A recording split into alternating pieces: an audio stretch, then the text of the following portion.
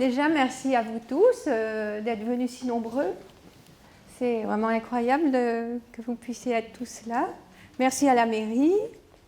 Et puis, je vais essayer dans ma présentation d'anticiper un petit peu les points d'intérêt qui seraient communs à tous ceux qui êtes là, vous tous, et comment j'allais pouvoir répondre à ces questions.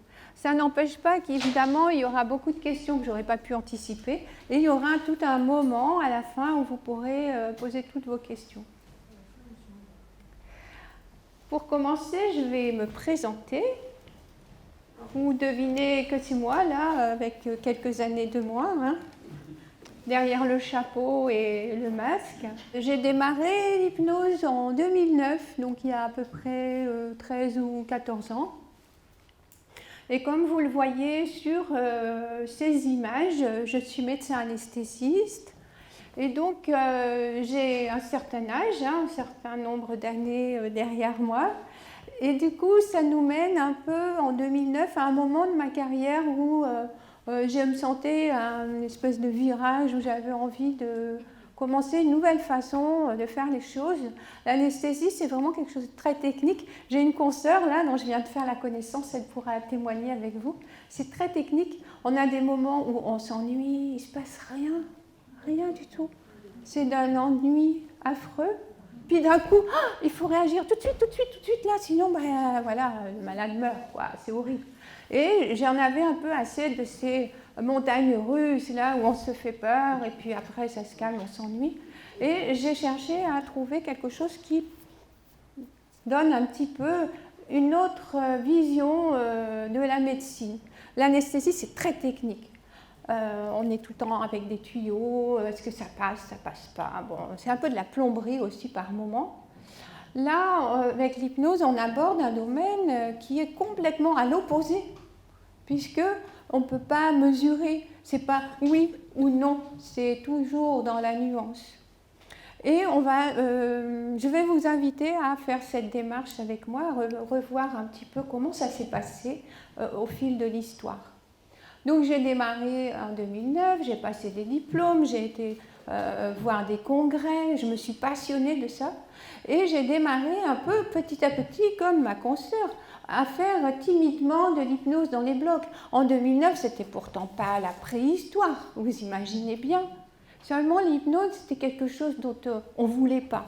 J'ai entendu de la bouche de mon patron à l'époque qui me disait « Edwige, tant que je serai chef de ce service, tu ne feras pas d'hypnose. » Voilà, mais on ne peut pas lui en vouloir, il ne savait pas ce que c'était. Il était chirurgien, donc il était chef de service, il fallait bien qu'il me fasse régner un peu d'ordre dans tout ça. Bon, voilà. Et j'ai commencé à faire de l'hypnose, un petit peu en ORL pour la chirurgie thyroïdienne. Donc là, quand je vous parle de ça, c'est anesthésie avec de l'hypnose, où il y avait un tout petit peu, toute petite dose d'anesthésie, presque rien en fait. Hein. Et ça fonctionnait bien, les gens sont contents. Après, j'ai fait un petit peu en neurochirurgie pour la pose de casque. Ceux qui sont un petit peu dans ces domaines-là, ils vont comprendre. Et sur le petit encadré, là, sur la petite photo, vous voyez comment j'ai commencé à faire de l'hypnose d'une façon un petit peu plus avancée avec l'écurie-thérapie de prostate. Là, dans le petit carré, on reverra la photo tout à l'heure. De fil en aiguille, j'avais gagné du galon, hein, parce qu'en curie-thérapie, on a publié une centaine de patients, une centaine de cas de chirurgie, enfin c'est de la radiothérapie réalisée qu'avec de l'hypnose. Donc j'avais gagné un peu du galon, je commençais à être un petit peu fière de moi. Et là, grâce à ça, j'ai poursuivi ma formation en douleur. Donc il y a un diplôme spécifique pour soigner les douleurs des gens. Je suis arrivée au centre de la douleur à la Croix-Rousse. Et là, on m'a confié la responsabilité d'un diplôme universitaire d'hypnose. Donc c'était c'était le premier en 2018. Le premier diplôme à l'université Lyon 1, là, à Grange-Blanche. Et donc, j'étais avec un collègue, hein, je n'étais pas la seule à être responsable pédagogique de ce diplôme, mais ça m'a permis de voir d'autres personnes, de voir une ouverture vers d'autres techniques d'hypnose. L'hypnose, c'est quelque chose où il y a beaucoup de façons différentes de faire la technique, c'est ça qui est vraiment intéressant aussi. Et donc après, j'ai fait de l'enseignement à la fac, un petit peu ailleurs.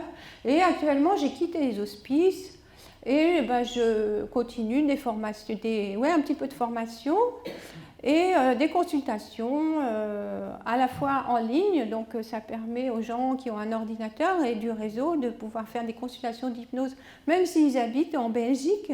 J'ai des patients qui sont en Belgique ou ailleurs, dans l'Ardèche ou ailleurs. Et aussi, je poursuis l'enseignement, mais tranquille. Hein, maintenant, j'ai un petit peu levé le pied. Voilà. Et on va voir comment tout ça a pu s'articuler.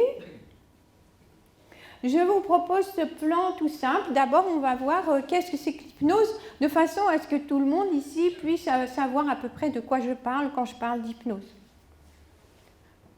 Ensuite, on verra comment l'hypnose va influencer tout ce qui est troubles douloureux, que ce soit des douleurs aiguës ou chroniques. Et puis, au milieu de tout ça, je vais vous proposer un exercice que vous pourrez faire ou pas faire, selon comment vous sentez les choses. Vous allez vous sentir libre à tout moment de faire ce que je vous suggère de faire, bien sûr. Hein. Alors voilà, le premier chapitre, qu'est-ce que c'est que l'hypnose? Et je ne voulais pas que vous restiez tranquillement assis sur votre chaise sans rien faire, je vais vous poser quelques questions. Pour vous, est-ce que l'hypnose est une forme de sommeil? Alors levez le bras très haut, ceux qui pensent que ce n'est pas du sommeil. Allez-y. Ouh, il y a une majorité de gens qui pensent que ce n'est pas du sommeil. Très bien. Et ceux qui pensent que l'hypnose c'est du sommeil? Ouh. Alors là, j'ai sauté une diapo.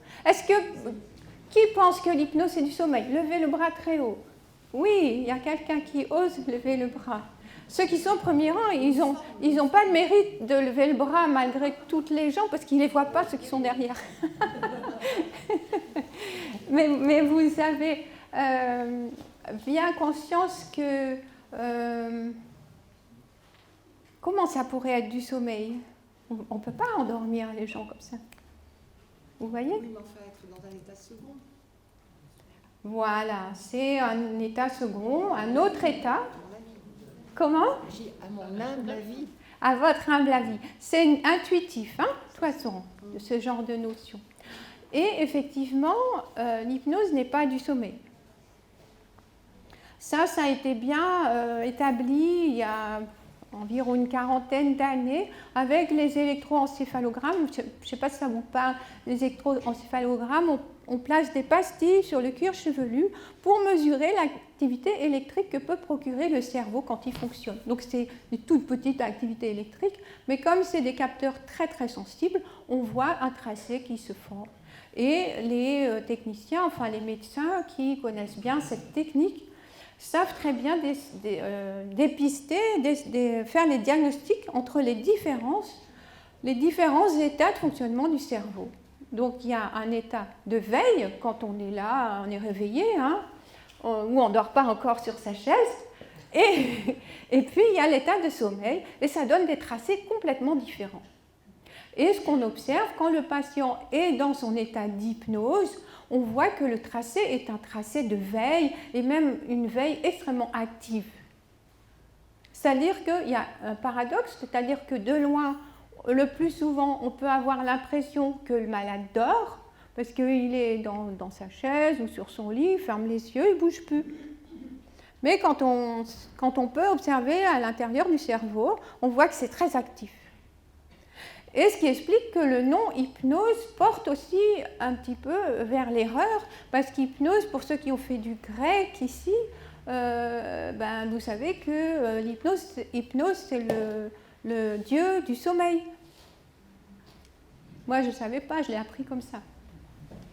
Et on parle bien d'hypnose ericksonienne. Alors, l'hypnose, il y a des dizaines d'hypnoses différentes.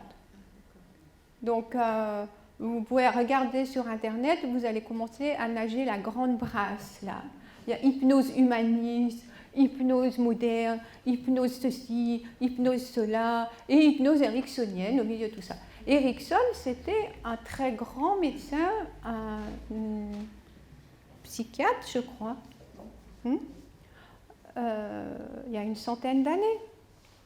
Et il a beaucoup marqué l'hypnose, il a marqué un virage entre l'hypnose d'avant, où on donnait des ordres aux gens. Je veux que vous dormiez. Vous voyez, les gens étaient là, il faut que je dorme, sinon il va me frapper celui-là. On a des récits comme ça, hein, où le médecin utilisait sa corpulence, sa barbe, hein, au XIXe siècle, ils étaient très intimidants, et puis regardez les gens comme ça, vous allez dormir, oui, je vois bien que vous le faites exprès. Bah, alors les gens ils finissaient par fermer les yeux parce qu'ils avaient peur. Mais ils n'étaient pas du tout, pas forcément dans l'hypnose. Ce qui explique qu'il y avait eu quand même un manque d'intérêt qui s'est dessiné petit à petit vis-à-vis de cette hypnose-là, qui n'avait pas beaucoup d'efficacité en soi. Vous voyez, si les gens font semblant, bah voilà, ça fait un flop, quoi. C'est une bonne question. Il y a plein d'hypnoses différentes. Donc n'importe qui peut aller sur Internet, marquer n'importe quoi, hypnose du schmock, hypnose Rigal, hypnose Edwige, ça n'a aucune... Voilà, mais on va y revenir là-dessus. Alors, pendant que j'y suis, est-ce que l'hypnose est une forme de méditation? Oui, levez le bras, si c'est oui. Et pour ceux qui pensent que l'hypnose, ce n'est pas de la méditation, levez le bras. Ah, il y a beaucoup de gens qui pensent que ce n'est pas de la méditation. Ok. Eh bien, vous avez tous raison. Je vais vous montrer pourquoi. Moi aussi, j'étais comme vous il n'y a pas longtemps. Je pensais que l'hypnose était complètement différente de la méditation parce que je pratique les deux. Et quand je fais ce que j'ai appris en hypnose ou ce que j'ai appris en méditation, je me dis, bah, enfin, qu'est-ce qu'il raconte là? C'est pareil. Mais non, on voit bien que c'est différent. Ce que je fais moi en hypnose, ça n'a rien à voir avec ce que je fais en méditation. Eh bien, si. Voilà, c'est des domaines, vous voyez, où il faut se méfier des apparences. Maintenant, on a des appareils ultra sophistiqués qui peuvent voir loin, loin, loin dans le cerveau, à l'intérieur de tout ce qui se passe dans cette tête. Et voilà, en préparant d'ailleurs votre réunion d'aujourd'hui, hein, j'ai trouvé cette publication, Penazzi, 2022, on ne peut pas faire plus récent. Et cette personne dit que, donc ils ont fait une revue de la littérature, hein, pour en arriver à cette conclusion, qu'il y a beaucoup de similitudes entre l'hypnose et la méditation. Il y a beaucoup de choses qui sont communes et il y a aussi des différences. Et donc la conclusion, c'est qu'il n'y a pas de consensus qui est encore atteint sur la réponse. On ne sait toujours pas, à l'heure actuelle, si l'hypnose et la méditation, c'est la même chose. Ça n'empêche pas que, de mon expérience, ce sont des techniques qui se complètent beaucoup et qui ont intérêt à être pratiquées, même dans la même journée, un petit peu, l'hypnose et la méditation de façon régulière. Qui pense que l'hypnose est de la manipulation? Dormez, je le veux. Alors, vous pensez que c'est de la manipulation? Oui, levez le bras. Un peu. Alors, levez à moitié le bras, pas trop haut. Oui. Qui pense que l'hypnose n'est pas de la manipulation? Levez le bras très haut. Il y a une majorité de gens qui pensent que l'hypnose n'est pas de la manipulation. Et effectivement, vous avez raison, il y a des nuances à donner. Hein.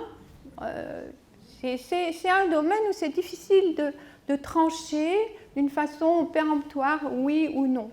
Car effectivement, ça dépend du contexte. Et ça nous amène directement vers le sujet. Je savais que ça allait venir, ce sujet-là. Donc j'ai fait une diapo pour ça, vers le sujet de l'hypnose de spectacle, ou pire, l'hypnose de rue. Hein? Donc là, vous voyez l'artiste, hein, entre guillemets, hein, si on peut appeler ça comme ça, cet homme-là qui est debout, comme ça, là, comme ça, et puis les autres qui sont allongés, on dirait qu'ils dorment, alors qu'ils ne dorment pas. Hein. Ça ne fait pas envie. On n'a pas envie d'être là, quoi. Ça fait solaire. Ah, ça fait penser aux sectes, ouais. Ils étaient comme ça, les Bah oui. Oui, oui. Manipulés. Tout à fait. Oui, oui, ça fait penser aux manipulations politiques ou dans les sectes, bien sûr. Hein. Oui, oui. Ça fait penser à tout ça. C'est pour ça qu'il y a eu beaucoup de freins dans l'histoire de l'hypnose, parce qu'on craignait toujours, et on craint toujours, qu'il y ait une histoire de pouvoir qui soit pris par celui qui fait l'hypnose et celui qui est... vous voyez le langage, hein, jusqu'où ça va, sous hypnose. Il est dessous, l'autre il est au-dessus. Donc effectivement, ça porte beaucoup à confusion. Heureusement, maintenant qu'il y a des techniques modernes pour montrer l'intérêt de l'hypnose. Hein. On va voir ça. Et donc là, ces hypnoses de spectacle, ça révulse les médecins qui pratiquent l'hypnose. Et notamment, il y a une équipe qui a créé une nouvelle technique qu'ils ont donné un nouveau nom, les techniques d'activation de conscience. Ça ne s'appelle plus de l'hypnose. Ils ont changé le nom, alors que c'est toujours de l'hypnose. Oula. Et on doit cette nouvelle technique à un médecin qui s'appelle le docteur Jean Becchiot, qui a été à l'initiative de ces nouvelles techniques d'hypnose qui sont très en lien avec des scientifiques de très haut niveau. Et constamment, ils adaptent leur technique d'hypnose avec les dernières découvertes scientifiques. Donc, Jean Becchiot, il a toute une équipe avec lui. Hein. Ils sont toujours en train de travailler ensemble. Stanislas Dehaene, que je ne connaissais pas, mais j'ai connu à cette occasion-là, hein, c'est vraiment quelqu'un qui connaît énormément tout ce qui concerne les neurosciences, la neuroimagerie et tout ce qui est cognition. Il s'intéresse énormément à la cognition. Cognition, c'est le fonctionnement cérébral. Hein. Et d'autre part, les apprentissages, comment apprendre. Il a été embauché par l'Éducation nationale pour essayer de moduler un petit peu la façon d'enseigner en France. Et il a écrit un livre, on sort un peu du sujet, mais je ne peux pas m'en empêcher. Il a écrit un livre très intéressant qui s'appelle « Apprendre ». Donc, c'est sympathique parce qu'il essaye toujours de faire de la vulgarisation abordable et intelligente. On peut l'écouter hein, sur Internet, il y a un site du Collège de France, parce qu'il enseigne au Collège de France, et on peut participer à ces enseignements, notamment sur la conscience. Qu'est-ce que c'est que la conscience? Il a été à l'origine d'une nouvelle théorie, il y a quand même déjà une quinzaine d'années, si je ne me trompe pas, ou davantage, sur une nouvelle théorie sur la conscience. Comment fonctionne notre cerveau? Et donc on voit ça très bien sur Internet, c'est extraordinaire en fait. Hein. Du coup, j'ai tiré le fil d'une pelote. Au début, j'ai dit « Oh là là, je m'ennuie au bloc, je vais m'intéresser à autre chose ». Et j'ai tiré le fil d'une pelote. Et puis, j'ai découvert tout un nouveau monde, un nouvel univers. 86 milliards de neurones quand même dans chaque cerveau. Hein. Et autant de cellules gliales. Donc, je me suis rendu compte, j'ai appris avec étonnement que toutes les cellules autour des neurones, on pensait, moi, quand j'étais à l'école, on m'avait dit « Oh, mais elles servent juste à nourrir les neurones ». Mais non, non, elles ont des fonctions très importantes, peut-être plus importantes que les neurones. Hein. J'ai appris que tous ces neurones et ces cellules gliales avaient des très longs prolongements, comme un peu des cheveux, on dirait de loin. Hein. Et tout ça, ce sont des cellules qui forment des connexions. C'est pour ça qu'on appelle ce système le connectome.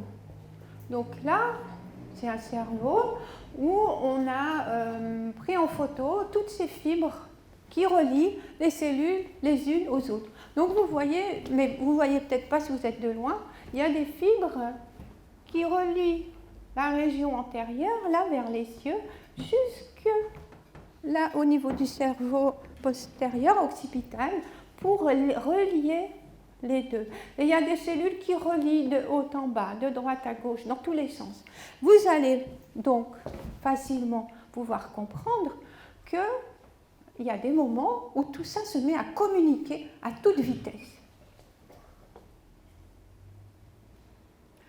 Ce qui explique que quand ça se met à communiquer à toute vitesse, il peut y avoir des moments où ça communique encore plus vite, et qu'il y a des moments où on arrive vers l'hypnose quand ça se met à s'activer. À tel point que il y a certains, Stanislas Dehaene et toute son équipe, quand ils parlent du fonctionnement cérébral, il y a des moments où ils appellent ça l'embrasement cérébral. Il suffit des fois de dire un mot à la personne qui est en train d'être enregistrée dans l'IRM, par exemple, et on voit que tout s'enflamme, tout se met à s'activer. Donc l'hypnose est un processus naturel, voilà où je voulais en venir.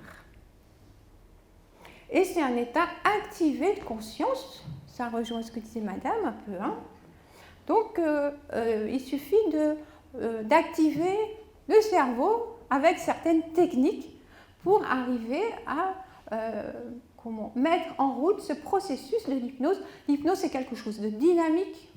Ça commence, après ça peut s'atténuer, puis ça repart. C'est tout à fait dynamique. Là, c'est flou, hein, mais ça ne vient pas de vos yeux, ça vient de ma diapo. Un petit peu les domaines, les régions du cerveau qui sont impliquées dans l'hypnose, notamment tout ce qui concerne la vision en arrière, l'ouïe sur le côté, les émotions, la conscience de ce qu'on est en train de faire avec le précuneus. Donc tout ça, ça circule, ça communique.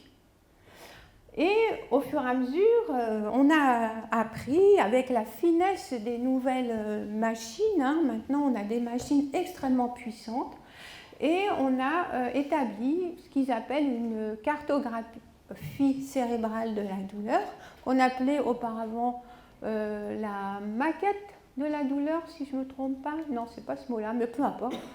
Où il y a une quinzaine de régions qui s'allument, en fait, quand on se fait mal, ça s'allume et ça se met à communiquer et à s'activer. Pourquoi on voit 4 cerveaux là?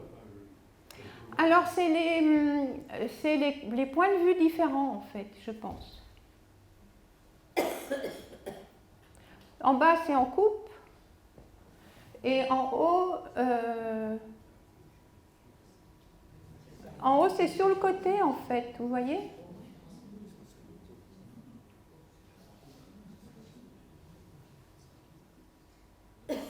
Il y a des régions que je reconnais, d'autres que je ne reconnais pas. Je ne vais pas m'avancer à vous dire de quelle région ça correspond, parce que je vous dirai des bêtises. Mais grossièrement, dans la douleur, il y a, au niveau des noyaux gris centraux, beaucoup de régions qui sont liées à l'émotion, qui s'activent quand on se fait mal quelque part. Ça s'enflamme en quelque sorte. Et puis, il y a d'autres régions du cerveau qui s'activent parce qu'elles correspondent à un endroit défini du corps. Si je me fais mal au doigt de pied, ça ne va pas activer tout à fait les mêmes régions que si je me fais mal à la main. Et puis, il y a une région aussi qui va s'activer, c'est le cortex préfrontal. C'est l'endroit où je vais me dire « Mais mince, si je n'avais pas laissé ce fil-là au milieu, je ne me serais pas fait mal. » Et par exemple, je peux activer mon cerveau avec l'émotion de la colère ou les pensées qui circulent dans ma tête. Oh là là, il va falloir que j'atteigne mon téléphone pour appeler les pompiers, par exemple. Donc ça va permettre d'activer la conscience de ce que j'ai à faire. Tout ça, c'est les zones qui s'activent quand on se fait mal. En conclusion, j'ai repris une phrase de Bruno Suarez, qui fait partie de l'équipe des techniques d'activation de conscience, où, je le cite, l'hypnose est un outil qui permet de moduler l'activation cérébrale.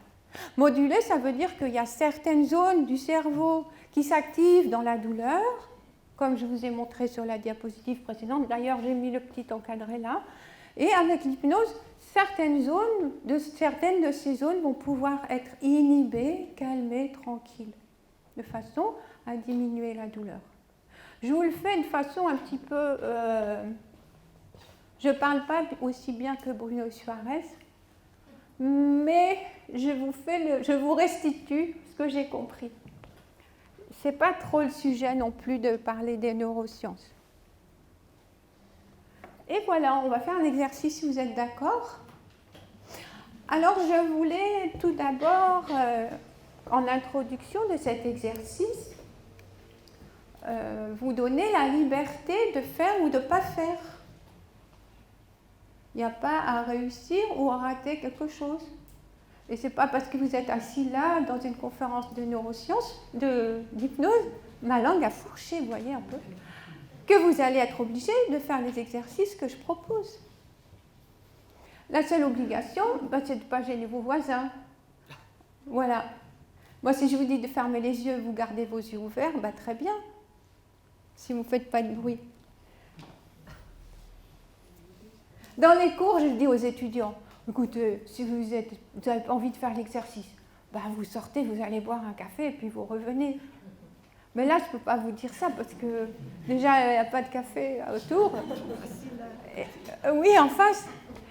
Mais vous risqueriez de gêner les voisins. Et ce n'est pas ce que je souhaite.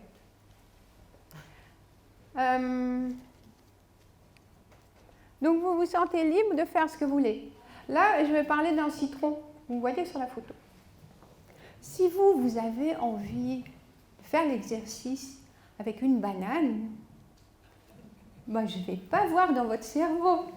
Je ne vais pas vous dire « Ouh, vous n'avez pas fait comme je vous ai dit, hein, attention hein. ». Non, vous faites comme vous le sentez. Du moment que c'est quelque chose de comestible, vous voyez. Et puis, à la fin, oui, je vais vous demander d'être attentif à ce qui se passe dans votre bouche pendant l'exercice, puis à la fin, vous me direz. Je vous poserai des questions. Voilà. Très bien. Du coup, vous allez vous installer sur votre chaise dans la position qui vous convient, comme vous avez envie. Ça va durer à peu près 2 minutes ou 3 minutes. C'est un petit exercice banal où il n'y a rien pas grand-chose à faire, vous allez voir. Juste écoutez ce que je vous raconte. Et puis, si vous avez un endroit dans le corps qui n'est pas confortable, je vous invite à aller prendre contact avec cet endroit dans votre corps pour bien prendre conscience. Par exemple, si votre chaise est dure, ou si vous êtes mal installé, ou si vous avez la migraine ou je ne sais pas quoi, mal aux dents, comme moi ça m'arrive souvent, mal aux dents, mal aux pieds, je ne sais pas quoi, ou un souci autre. Oh là là, j'ai éteint mon téléphone, mais il y a ma fille qui devait m'appeler, ce genre de pensée. Mais vous vous mettez bien en contact avec cette chose qui n'est pas confortable, là, maintenant, dans le moment de maintenant. Hein? Ça vous va? Ok. Et du coup, je vais vous inviter à fermer les yeux, si vous le souhaitez, sans aucune obligation, parce que les yeux fermés, on a l'imagination qui galope un peu plus vite. Et je vous invite à vous projeter dans votre imaginaire dans un endroit où il y a des citrons. Bon, mais je vous ai dit, si ça peut être des bananes ou un autre fruit, ce que vous voulez. Ce que vous voulez. Quelque chose qui se mange. Ça peut être aussi des tomates. Mais bon, le citron, c'est bien. Et là, ce citron, vous allez choisir celui que vous voulez. Il y en a peut-être plusieurs autour. Vous choisissez celui qui vous plaît. Et puis, vous allez être attentif, là, maintenant. Le micro, il a choisi ce moment pour donner des signes de faiblesse. Vous allez vérifier la position que vous allez prendre pour attraper ce citron.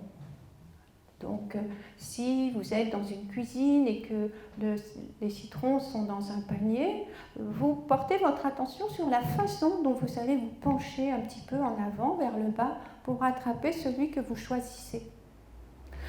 Si vous avez la chance, dans votre imagination, d'être dans un jardin avec des arbres, comme sur la photo, où vous pouvez cueillir un citron. Portez votre attention sur la façon dont vous allez vous étirer, tirer le bras vers le haut, comme ça, sur la pointe des pieds, pour attraper juste le citron qui vous fait envie, celui que vous aimez bien. Et là, dans cet endroit où vous êtes, je vous propose d'imaginer que vous avez à portée de main, pas loin de vous, un outil qui va vous permettre de couper le citron, couper une tranche.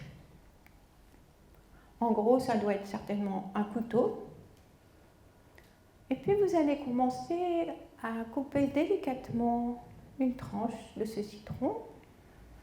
Et pendant que votre main fait ce geste, très délicatement, vous allez pouvoir profiter du parfum de ce citron que vous venez de cueillir ou que vous venez d'attraper dans votre panier. Vous profitez de l'odeur du zeste, de l'odeur de la chair du citron. Et puis vous allez prendre la tranche entre les doigts et la porter avec de façon très intentionnée. Vous voyez ce que je veux dire ? Vous êtes très attentif, voilà, à la façon dont vous attrapez la tranche et dont vous allez la porter tout doucement vers votre bouche pour mettre la tranche dans votre bouche et croquer la tranche de citron.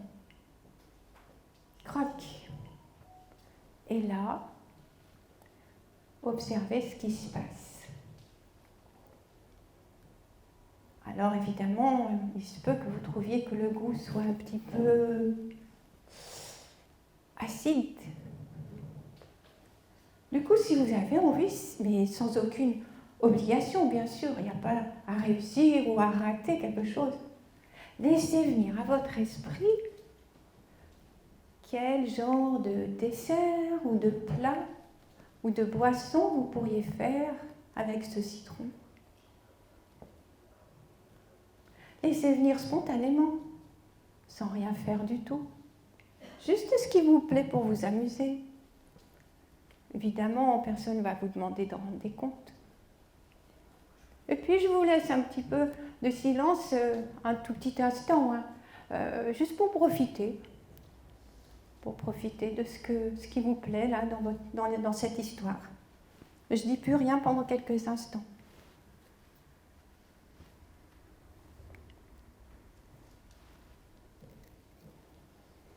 Et quand vous aurez envie, vous pourrez, à votre rythme, revenir ici dans la pièce. Vous pourrez ouvrir les yeux juste quand ça sera le bon moment pour vous. Et puis vous allez vous étirer pour bien profiter de tout ce que vous avez pu entrevoir grâce à cette petite histoire. Vous étirez bien les bras, les jambes, enfin autant que votre position le permet. Parce que vous êtes un petit peu à l'étroit peut-être. Les étirements permettent la mémorisation de tout ce qu'on a appris. Donc profitez-en. Et là, je vais poser la question, est-ce que vous avez remarqué quelque chose dans votre bouche ? Oui, très bien. Parfait. Donc j'ai dit que je n'allais pas vous donner des bonnes notes, mais quand même, un peu quand même. Donc vous avez certainement remarqué, plus ou moins maintenant qu'on en parle, même ceux qui n'ont pas pensé à le dire au départ, que le fait d'imaginer un citron, d'imaginer qu'on croque dedans, ça fait venir de la salive.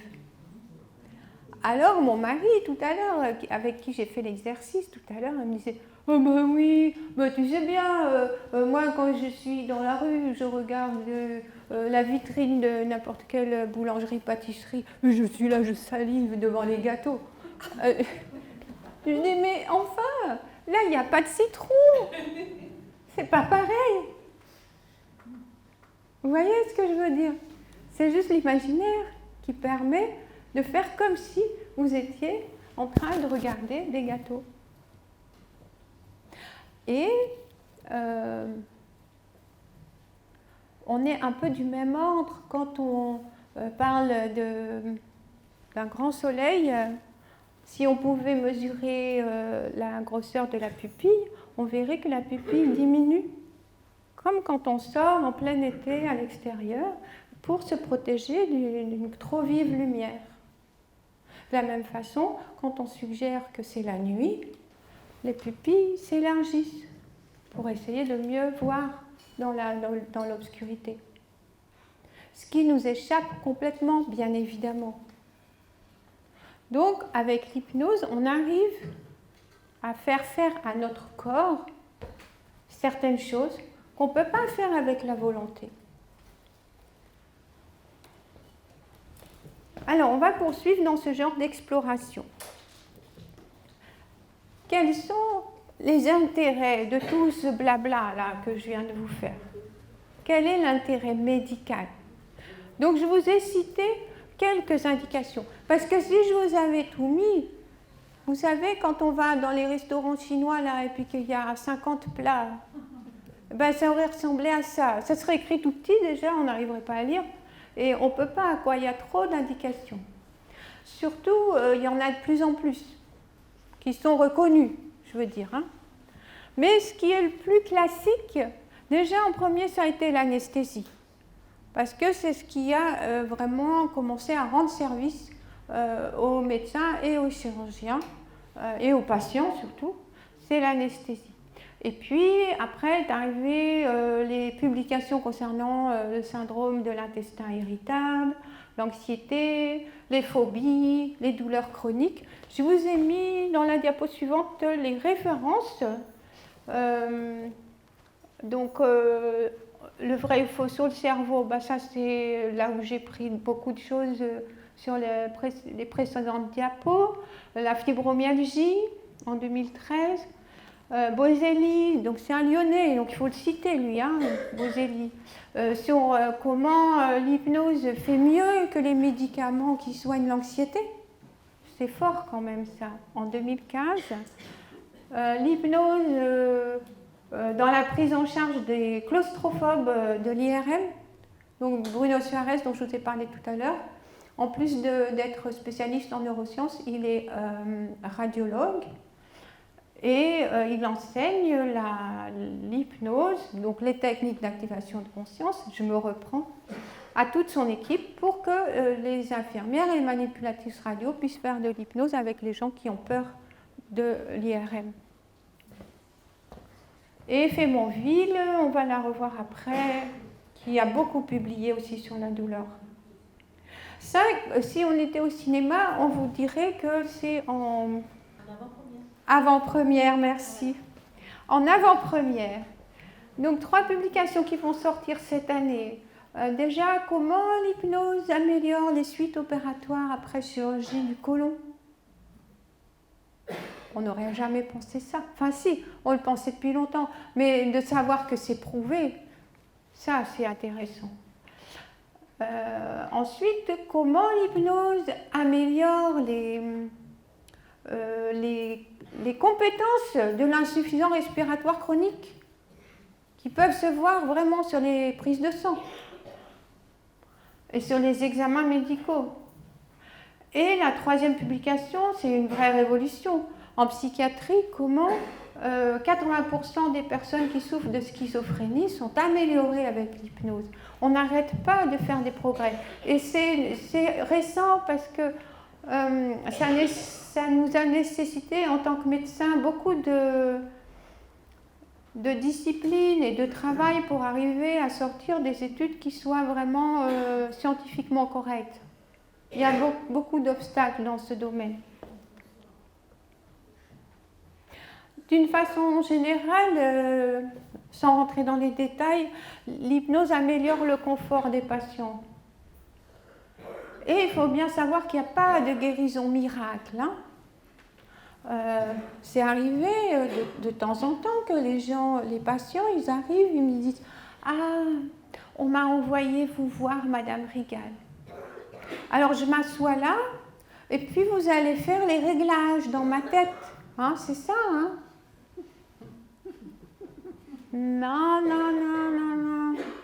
Moi, je ne fais pas des réglages dans la tête, monsieur. C'est vous qui allez faire le travail. Ah bon? Bah oui. Attendez, je ne suis pas le bon Dieu, moi. Ah bon? Je ne suis pas Notre-Dame de Lourdes. Sinon, il y aurait les cierges là jusqu'au métro. Pour venir me voir, les gens, ils feraient la queue si j'étais la Vierge. Mais non, vous n'avez pas vu les cierges. C'est vous qui allez faire le boulot, c'est pas moi. Il n'y a pas de miracle, c'est pas de la magie. C'est du travail. Ah, c'est moins drôle, hein. Et là, parallèlement au fait qu'il n'y ait pas de miracle, on va faire une séance d'hypnose, une deuxième, peut-être une troisième, peut-être d'autres encore, avec un souci constant, c'est que le patient apprenne à faire l'auto-hypnose de lui-même avec lui-même. Hein, l'auto-hypnose, vous m'avez compris, c'est comment le patient va arriver à se créer son état d'hypnose tout seul. Alors, il y a des gens qui sont des hyper compétents. Il y en a qui sont venus me voir, ils savaient déjà faire tout seuls, depuis leur enfance. Ils faisaient. Puis il y en a d'autres, bon, bah, ça prendra un peu plus de temps. C'est comme ça. L'utilité, c'est que le patient, en renouvelant tous les jours son exercice d'auto-hypnose, va pouvoir non seulement prolonger l'effet de la séance qu'on a fait ensemble au début, mais aussi s'adapter tous les jours avec un univers différent. Ce qu'on a fait la semaine dernière ensemble, ben, c'est pas pareil. Dans son univers, les choses ont changé par rapport à tous les jours, la semaine suivante, et ainsi de suite. Plus il va s'éloigner de la date de la consultation d'hypnose, et plus il va falloir qu'il réactualise sa séance. Et vous avez vu, c'est pas quelque chose de très long, l'hypnose, l'auto-hypnose, ben, c'est comme on a fait tout à l'heure, ça a duré quoi? Peut-être 3 minutes, 4. Enfin, c'était pas long en tout cas. Et puis, il y a d'autres indications qui ne sont pas médicales. Oh, je ne peux pas plus m'empêcher de faire un petit clin d'œil vers l'escalade, le sport, les compétitions, bah, tout ça, ça bénéficie beaucoup de l'hypnose. Tout ce qui est coaching professionnel et aussi la créativité des artistes va pouvoir, tous ces domaines-là vont pouvoir bénéficier de l'hypnose. Soigner le stress des étudiants avant les concours, etc. Mais ça sort de notre sujet. Et dans quel cas il ne faut pas faire d'hypnose, au contraire. Donc on a vu qu'il y a beaucoup de cas, vraiment énormément de cas particuliers où on peut faire de l'hypnose, où les patients vont en ressentir du bénéfice, mais il faut bien savoir qu'il y a des moments où il ne faut pas faire d'hypnose, il faut se retenir. Notamment des maladies qui ont un traitement qui marche bien et avec peu d'effets secondaires par rapport à la gravité de la maladie. Ça viendrait à l'idée de personnes, enfin, si ça vient à l'idée malheureusement de certaines personnes, et c'est dommage, de soigner des cancers avec de l'hypnose. Ça ne marche pas. Ou un infarctus avec de l'hypnose. Il ne faut pas faire ça, quoi. Ça ne marche pas. Alors qu'on a des traitements qui sont efficaces. Et pourquoi ça ne marche pas? Ben, c'est comme si je vous disais, on va soigner une fracture de jambe avec de l'hypnose. Sans plâtre, ça ne marche pas. Ça n'empêche pas qu'il y a un intérêt quand même à faire de l'hypnose, dans le sens où les médicaments vont être mieux supportés avec l'hypnose. Ce qui n'empêche pas qu'il faut quand même les donner, bien sûr. Hein. Péritonite, on ne va pas commencer à faire de l'hypnose, il faut opérer le malade tout de suite, c'est une urgence. Ça, c'est des fautes de faire ça, hein. C'est grave de faire ça. Et pourquoi il y a cette phrase, les patients souffrant de maladies psychiatriques sévères, de psychose, doivent être pris en charge par un médecin psychiatre? Voilà, oui. On va pas, voilà. Moi, je suis médecin anesthésiste, je suis formée à l'hypnose.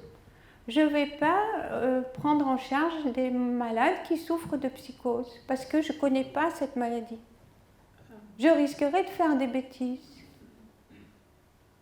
De la même façon, ça ne viendrait pas à l'idée, enfin, ça peut toujours venir à l'idée, bien sûr, mais Ça serait malvenu qu'un psychiatre vienne faire de l'hypnose au bloc opératoire à ma place. Parce qu'il ne connaît pas l'anesthésie, il ne connaît pas le bloc opératoire. Il ne faut pas faire ça. Ça, c'est vraiment un élément très important que vous soulevez là. Chacun doit rester dans son domaine de compétence. Et c'est quand ça déborde que là, on commence à dire « Oh ouais, mais je vous avais dit, c'était bien des sectes et tout, nanani, nanana », tout un tas de vieux trucs qui ressortent à ce moment-là. Il faut rester rigoureux, impérativement. De la même façon, attention aux faux souvenirs. Ça, il y a des modes aussi où on dit aux gens « Allongez-vous, vous parlez, puis vous allez voir vos souvenirs vont venir. » Ah bah oui, les souvenirs, ils viennent. Ouais, finalement, peut-être que mon père, il m'a battu. J'ai un doute. Non, mais il ne faut pas faire ça, quoi. Les faux souvenirs, ça existe, c'est connu, ça a été établi, et il ne faut pas y prêter attention, il ne faut pas les interpréter. Mais alors, qu'est-ce qu'on appelle des faux souvenirs? Par exemple, les faux souvenirs, c'est ce qui se passe dans certains commissariats ou avec certains juges, quand ils poussent à l'interrogatoire la personne à avouer des trucs qui ne sont pas arrivés. L'hypnose favorise ça. C'est pour ça qu'on ne fait plus d'hypnose dans les commissariats. Il y a eu... Oui, avant on faisait ça, aux États-Unis, pas en France. Mais aux États-Unis, ils ont eu une période comme ça. Ah, ils étaient contents parce qu'ils récoltaient plein de renseignements. C'était super. Sauf qu'ils se sont rendus compte après que c'était complètement faux, quoi. Et très dangereux parce que les personnes qui avaient ces faux souvenirs avec l'hypnose étaient persuadées que c'était vrai. Ça, c'est malheureux. Et ils étaient tellement convaincus qu'ils arrivaient à convaincre tout le jury. Et on est arrivé vraiment à des énormes erreurs judiciaires. Donc il faut impérativement que les gens, les thérapeutes, soient bien formés pour savoir tout ça, pour être au courant de faire tout ça. Donc ça, c'est un élément parmi d'autres, hein, ne pas prendre en charge des malades psychiatriques s'ils ne sont pas psychiatres, faire attention aux souvenirs, expliquer aux patients que c'est des faux souvenirs et que c'est comme quand on se réveille la nuit, qu'on a eu un mauvais rêve, et ben on n'y prête pas plus attention que ça. Voilà, c'est une production du cerveau qui est un petit peu délirante pendant le sommeil. Ben, ça peut arriver aussi pendant l'hypnose, on n'y fait pas attention. Bon, bah voilà, des fois ça nous fait rire. Oh, tu sais pas ce que j'ai rêvé cette nuit? Ben, j'ai cassé une banque. Ah bon, t'as gagné combien? Des millions. Ben voilà, on en rigole. Mais c'est tout. Ben là, c'est pareil avec les souvenirs. On en rigole et puis on l'oublie. Alors, est-ce qu'il faut des pouvoirs? Là, vous allez me répondre. Pour être hypnothérapeute. Alors, oui, levez le bras. Ouais, je vois que vous avez bien écouté, hein, c'est chouette. Parce qu'avec tout ce que je vous ai dit, ben, vous commencez à vous dire, puis vous le saviez déjà, qu'il ne faut pas de pouvoir pour être hypnothérapeute, puisque c'est une science en fait. Hein. C'est une technique qui s'apprend, une technique véridique avec des marques sur l'imagerie, sur l'IRM cérébral. Très bien. Donc, s'il n'y a pas besoin des pouvoirs pour être thérapeute, par contre, il faut être bien formé. Et en tant que patient, c'est le devoir du patient de vérifier si son thérapeute, son futur thérapeute qu'il va choisir, a été bien formé. Donc il doit savoir dans quelle école il a été pour se former, dans quel métier il a. C'est son travail. On ne va pas, en tant que patient, choisir un hypnothérapeute sous prétexte qu'il habite la rue en face. Ah ben c'est moins loin pour moi. Ah non, non. Désolé, il vaut mieux faire un petit peu de chemin et aller voir quelqu'un qui est valable. Déjà, il doit avoir une profession médicale en lien avec la pathologie, avec la maladie qu'il va prendre en charge. Ça, on en a déjà parlé. Et aussi, il faut aussi avoir en tête que l'hypnose n'est pas une profession, c'est un outil. Donc hypnothérapeute en soi, ben, ne veut pas dire grand-chose. Bon, ben, dans le langage courant, vous allez voir que moi j'en parle des hypnothérapeutes, mais vous comprenez que derrière il y a un métier. On ne peut pas faire de l'hypnose un métier, c'est pas possible. Et donc le thérapeute il doit être formé, et le patient, lui aussi, il faut qu'il ait certaines conditions, qu'il remplisse certaines conditions. Il faut qu'il ait envie de faire de l'hypnose. Vous avez bien vu tout à l'heure, si vous n'avez pas envie d'imaginer un citron, je ne vais pas vous obliger à imaginer un citron. Enfin, je ne peux pas me mettre dans votre tête pour vous dire « Ah mais non, mais tu vas le faire ». Ben non, c'est si vous avez envie. Donc il faut être motivé. Il faut pouvoir comprendre que c'est votre intérêt de le faire. Et puis, il faut coopérer. Enfin, ça va ensemble, vous allez me dire. Si vous avez envie, ben, vous allez coopérer. Et il y a un élément important aussi, c'est la confiance. Si vous n'avez pas confiance dans l'environnement où vous êtes, ben, ça va être compliqué l'hypnose. Hein. Là, j'ai une histoire qui me revient. Enfin, je ne voudrais pas trop dépasser mon temps, mais tant pis. Ça m'amuse de penser à ça. Entre Noël et Jour de l'An l'année dernière, évidemment, mal aux dents. Oh là là. Le 26 décembre. Alors vas-y, on cherche téléphone, machin. Rien à Lyon, un seul endroit où on peut se faire soigner les dents, c'est au centre dentaire des Hospices civils de Lyon. Bonjour. 26 décembre, il pleuvait des cordes, je me retrouve dans une file d'attente qui va jusque là-bas, avec des gens qui avaient tous mal aux dents, les pauvres comme moi, et sous la pluie, dehors. Ah ben oui, sinon c'est pas drôle. 1 heure de queue. J'ai avancé comme ça, j'ai fini par entrer, ouf, enfin dedans, il faisait un peu plus chaud. Je me suis assise, ouf, et là, ben, vas-y, se soigner les dents avec des gens qui, bon, voilà, les pauvres, ils faisaient ce qu'ils pouvaient. Mais je ne me sentais pas bien, quoi. Vous comprenez un peu le contexte. Il faisait froid, je n'étais pas bien. Impossible de faire l'hypnose dans ma tête. Pourtant, je sais faire, quoi. Je sais faire. Mais je sais pas, mon cerveau, il fait comme ça, je ne sais pas pourquoi. Moi, j'imagine des trucs tout le temps. Mais là, non. Voilà. Pas de sèche. J'étais pas en confiance. Vous voyez ce que je veux dire? Et quand ils m'ont cassé l'autre dent d'à côté pour... je ne vous raconte pas tout le détail. Mais j'avais l'impression qu'il fallait que je reste vigilante, quoi. Mais de toute façon, ça ne servait à rien. Je ne pouvais rien faire d'autre. Ça vous éclaire un peu, peut-être, ma petite histoire, j'espère. Bon. Alors, on va passer...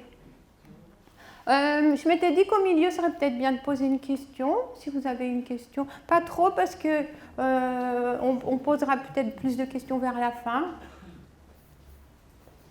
Oui? Est-ce qu'il y a des gens qui sont réfractaires à l'hypnose? Bonne question. Il y a des gens qui ne veulent pas. Du coup, ils n'y arrivent pas. Ou alors, sinon, ils veulent. C'est juste qu'ils ont une émotion, comme j'avais moi, vous voyez, une émotion qui est là et qui empêche de se laisser faire. Souvent, nous, au bloc, c'est la peur. Comme le dentiste, j'avais peur, quoi. Je n'étais pas tranquille. Je m'étais sentie mal accueillie. Je ne comprenais pas pourquoi ils n'arrivaient pas à m'enlever ma dent qui me faisait mal, vous voyez.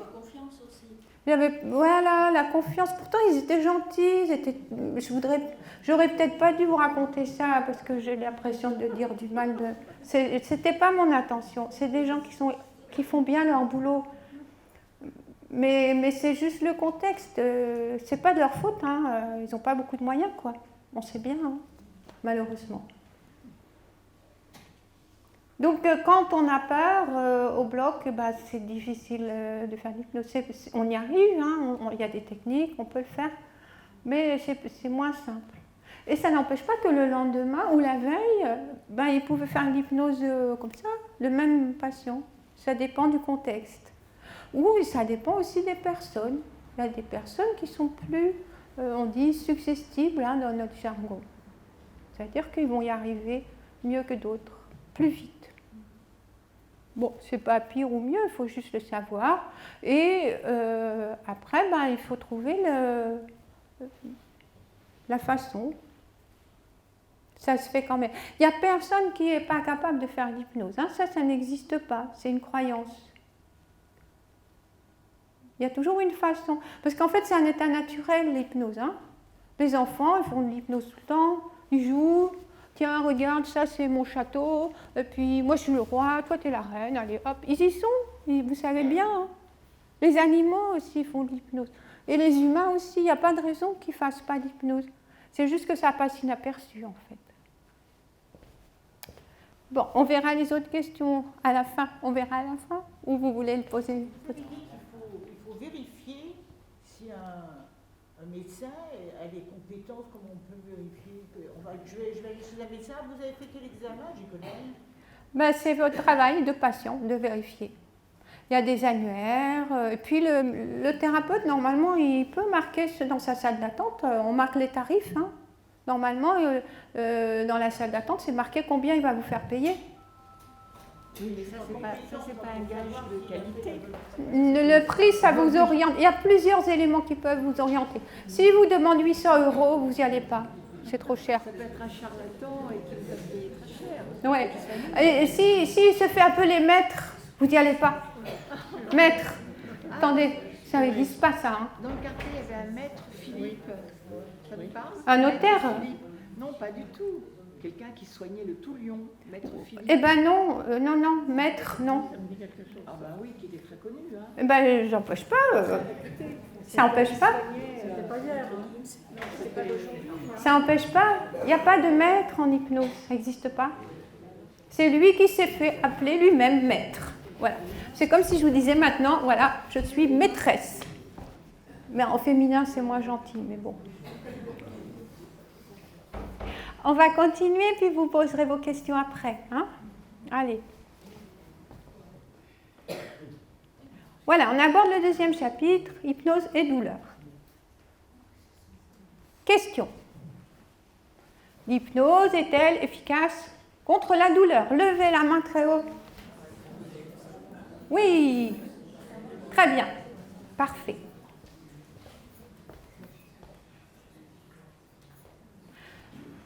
Et voilà, on va faire une petite histoire pour cheminer avec ce thème. Il y a eu probablement beaucoup de rebouteux, des sorciers, toutes sortes de gens qui soignaient avec de l'hypnose dans les campagnes, même encore maintenant. Des gens respectables par ailleurs. Hein. Des fois, on est bien content de les trouver. Hein. Bon, sans le savoir. Dans l'Antiquité, ou plus proche de nous. Là, au XIXe siècle, on a commencé à avoir des publications, des écrits qui sont restés. Et il y en a sûrement qui sont antérieurs à cette date-là. Moi, c'est ce que j'ai pu trouver. Donc, c'est un certain docteur Cloquet qui a croisé parmi sa patientèle une dame qui souffrait d'un cancer du sein et qui refusait à tout prix l'anesthésie, ou surtout comme il n'y en avait pas. Il refusait l'opération pour se faire soigner, donc elle était vouée à une mort certaine et rapide parce qu'il y avait déjà des ganglions sous le sein. Et il lui a proposé de l'hypnose. Et ça a extrêmement bien fonctionné. Donc on peut lire cette histoire, je vous ai mis la référence. On peut lire l'histoire et la dame s'est endormie, entre guillemets. Maintenant, nous, on sait que ce n'est pas du sommeil, mais eux, ils croyaient que c'était du sommeil, hein, parce qu'elle était immobile, elle ne bougeait pas. Elle avait levé le bras pour que le chirurgien travaille. Alors, à l'époque, ils étaient super, hein, les chirurgiens. Le sein plus les ganglions sous le bras, 15 minutes. Super. Pas de saignement, rien, nickel. Et puis après, il paraît, d'après ce qu'ils disent, que quand il a voulu nettoyer la plaie avec sa compresse, elle s'est mise à rigoler, ça la chatouillait. Incroyable. Et puis alors après, il y a eu les jours suivants, De temps en temps, elle ouvrait les yeux, on lui donnait à manger. Ça a duré plusieurs jours comme ça pour qu'elle ne souffre pas, en fait. Hein. Donc le docteur Cloquet, il repassait et il lui refaisait un petit peu d'hypnose à chaque fois. Et ça s'est très bien passé. Donc on garde les écrits de cette histoire-là. Après, il y a eu l'éther, quelques années plus tard. Du coup, c'est tombé dans l'oubli. Parce que je vous ai dit, l'hypnose à l'époque, c'était très directif. Il y avait des gens qui se laissaient faire. Surtout cette femme, elle avait compris que c'était son propre intérêt. C'était son médecin traitant. Elle le connaissait depuis longtemps. Elle avait confiance en lui. Donc c'était son propre intérêt. Alors que quand on faisait de l'hypnose très directe, comme ça, avec des ordres, les gens, ils adhéraient ou pas, quoi. Vous voyez bien que, même avec la meilleure volonté, ils n'arrivaient pas à rentrer dans ce truc, quoi. Du coup, les chirurgiens et les anesthésistes, ils ont adopté l'éther et trouvé que c'était beaucoup plus simple. Bon, après nous, entre nous, il y avait quand même quelques complications, hein, on va appeler ça comme ça, qui n'étaient pas toujours simples, mais c'était rapide, voilà. On aime bien ce qui va vite.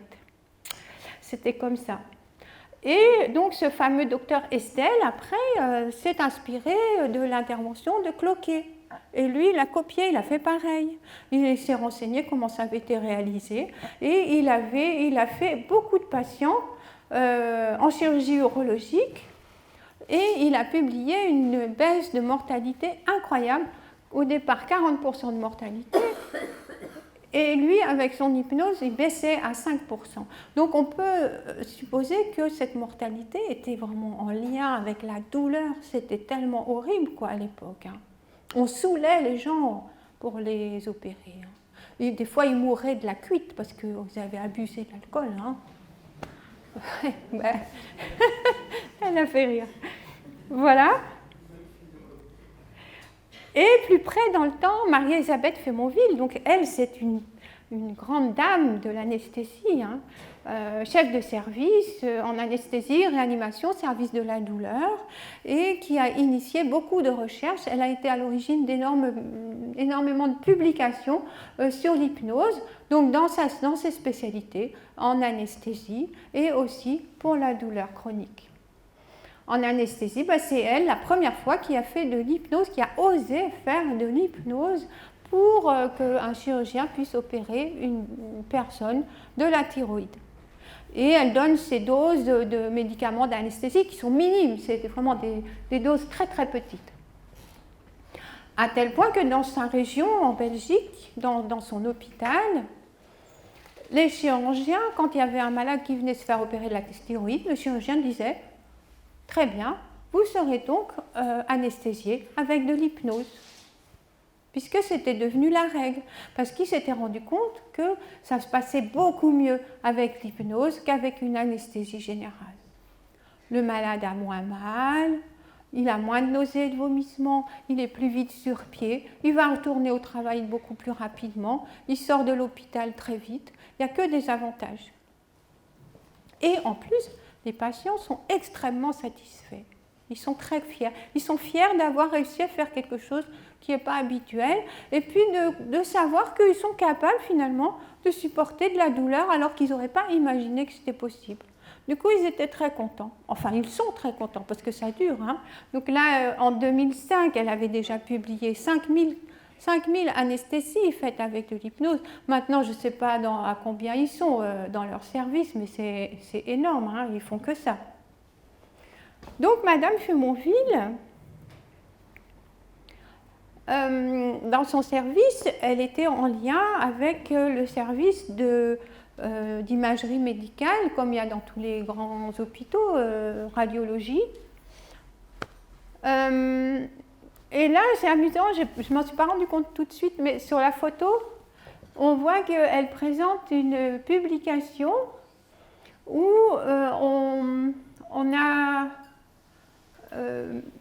il y avait 3 groupes, vous voyez les 3 cerveaux. Tout à l'heure, il y avait quelqu'un qui me disait à quoi ça correspond les cerveaux là. En fait, il y avait 3 groupes. Et il y avait un groupe, soit ce groupe-là, soit celui-là, où on plongeait la main de patients, non, ce n'était pas des patients, c'était des étudiants qui faisaient l'expérimentation en échange d'un chewing-gum ou d'un sandwich. Hein. Et ils faisaient ça gratuitement. Donc on leur mettait la main dans l'eau très chaude, pas bouillante quand même, hein, on n'exagérait pas, mais très chaude. Du coup, ça créait une douleur, et on voit les images de la douleur que Madame Fémonville montre du doigt. Et dans l'autre groupe, là, les étudiants, avec l'hypnose, on leur faisait imaginer qu'ils avaient la main dans l'eau très chaude. Et on voit que c'est les mêmes zones dans le cerveau qui s'activent. Bon, peut-être moins intense dans ceux qui n'ont pas vraiment la main dans l'eau très chaude, mais presque. Il y a très peu d'écart. Et dans le troisième groupe, là, sans hypnose, on dit aux gens, voilà, vous allez juste imaginer qu'on vous met la main dans l'eau très chaude. Il n'y a rien qui s'active en fait. Parce que quand le cerveau n'est pas sous hypnose, on imagine beaucoup moins bien. Donc ça m'a amusé de retrouver cet article, que je n'avais pas l'intention de vous parler de ça, mais de voir Madame Fémonville en train de présenter cet article juste sur la photo. Donc le message numéro 2, c'est l'hypnose est efficace pour soigner les douleurs. Vous le saviez déjà, mais maintenant vous savez pourquoi. Et Madame Fémonville a beaucoup publié, donc là il y a un petit encart avec des références en dessous. Ça, c'est une autre référence qui date déjà d'il y a 8 ans. C'est l'INSERM qui avait initié cette étude où ils avaient colligé énormément d'enquêtes et d'études scientifiques sur le sujet de l'hypnose. Il n'y avait pas beaucoup il y a 8 ans, il n'y avait pas beaucoup d'études scientifiquement correctes. C'est très difficile d'étudier l'hypnose. C'est pour ça qu'il n'y a pas beaucoup de publications. À l'heure actuelle, il y en a de plus en plus. Mais déjà, en 2015, ils avaient affirmé de façon tout à fait sûre et certaine que l'hypnose est intéressante en anesthésie et en chirurgie parce que ça permet de diminuer les doses des médicaments. Et quand on diminue les doses des médicaments d'anesthésie, on a moins d'effets secondaires, bien sûr. Donc, ils ont aussi prouvé que la prise en charge avec l'hypnose pour le syndrome de l'intestin irritable est tout à fait efficace et qu'il n'y avait pas d'effets secondaires à déplorer. Là, vous n'aviez que des gens bien formés à l'hypnose, pas d'effets secondaires. Et là, j'ai apporté ma petite graine, ma petite expérience personnelle. Donc vous ne me reconnaissez sûrement pas, je suis cachée derrière mon masque là, avec quelques années de moins. Ça c'était en 2015. Voilà.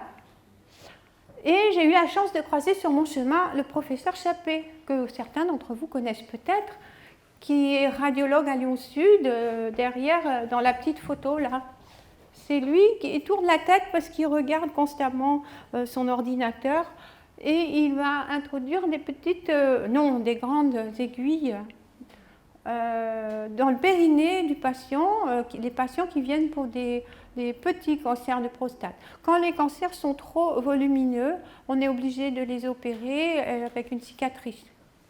Là, quand les cancers sont petits, on peut utiliser cette technique en introduisant, grâce à ces longues aiguilles, des petits grains de radioactivité pour aller faire comme une radiothérapie, mais juste à l'endroit où il faut, dans la tumeur. La difficulté de cette hypnose, parce que moi au début je me suis dit, oh là là, c'est rien du tout, on va mettre des petits grains là, c'est rien, c'est facile. Non, pas si facile que ça, parce que déjà, vous voyez très mal, hein, je suis désolée, l'image est très petite, mais si vous pouviez vous rapprocher, vous verriez que les jambes du patient, elles sont là. Il a les jambes à la verticale.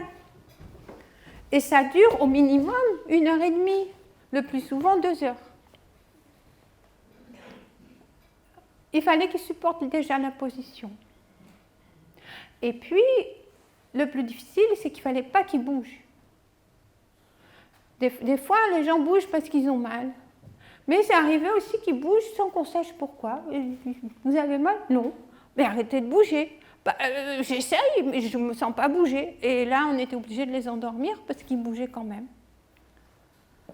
Il y a eu une dizaine de patients endormis sur une série de 100 patients.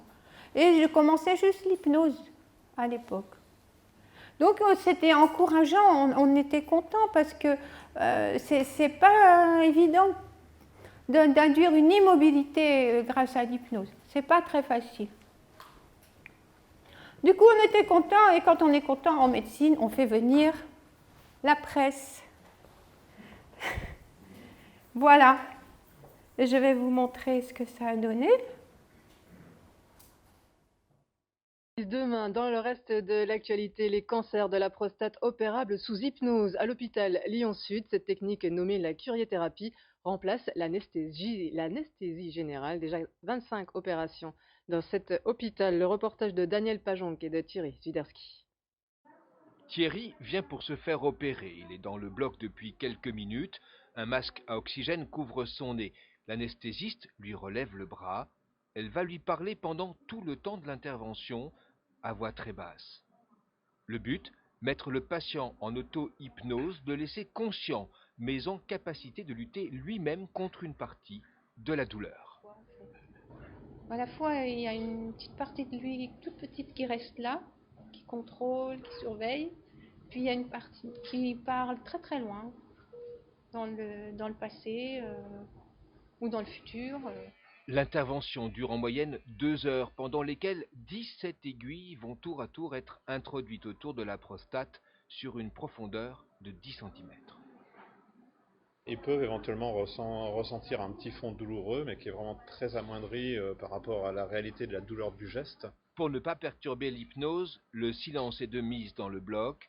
Radiothérapeute et anesthésiste communiquent avec des petits panneaux. Jusqu'au réveil, un retour dans la pleine conscience en 2 minutes à peine. Le réveil là est bien. Bon, au niveau douleur, bon, c'est comme une prise de sang. Enfin, bon. Non, c'est bien. Et après une anesthésie générale, on est pas bien quoi quand même. Hein. Enfin, suivant les personnes quoi. Enfin, mais là, c'est vrai que je pense que d'ici 1 heure ou 2, ça devrait rentrer dans l'ordre. On a très peu de patients qui refusent l'hypnose au départ. C'est-à-dire qu'en consultation, quand on leur propose l'hypnose, c'est une approche qui les intéresse et qui intéresse toujours les patients, qui les interpelle et ils ont envie d'expérimenter et de connaître l'hypnose. À tout moment, les patients peuvent demander à bénéficier d'une anesthésie générale. Sur les 25 premiers opérés, seuls 2 patients n'ont pas été réceptifs à l'hypnose. Les autres sont rentrés chez eux le soir même. Alors ça doit peut-être évoquer plein de questions pour vous. Je vous propose d'abord que je vous donne ma conclusion, et puis on parlera des questions après.